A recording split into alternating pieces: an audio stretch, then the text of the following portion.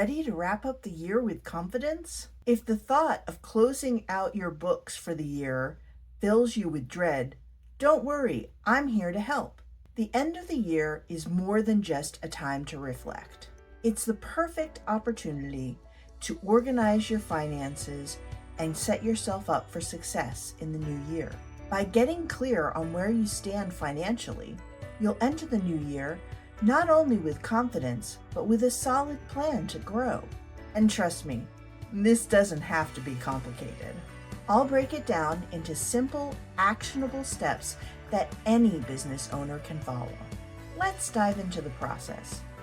There are 3 key steps for successfully completing your business year. Start by organizing your records. Gather everything: income statements, expense records, receipts, everything. If you've been consistent throughout the year, this step will be a breeze. But even if you've fallen behind, don't stress. Take it one document at a time and use this as an opportunity to set up a better system for next year. Next, do an inventory check. If you sell physical products, now's the time to count what's left. Compare this to your records and adjust as needed. This step not only ensures you know where you stand, but it also ensures that you're not carrying excess stock into the new year without a plan. Finally, review your key metrics. Look at things like your profit margin, total expenses, and income trends. This is where you evaluate your performance for the year. What worked? What didn't? By identifying patterns, you can make smarter decisions for the future. For example, if your profit margins were lower in certain months, ask yourself why. Did your expenses spike? Was your pricing strategy off?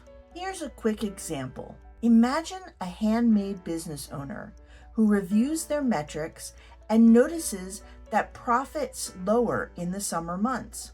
They investigate further and discover that they overstocked materials for products that didn't sell very well during those months.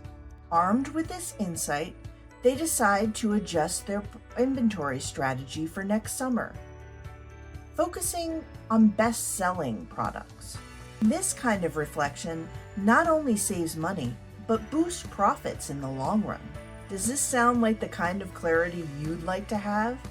Then don't miss my free webinar, Closing the Year with Confidence. We'll walk through everything I just discussed in greater detail, and you'll leave with a plan for starting the new year strong.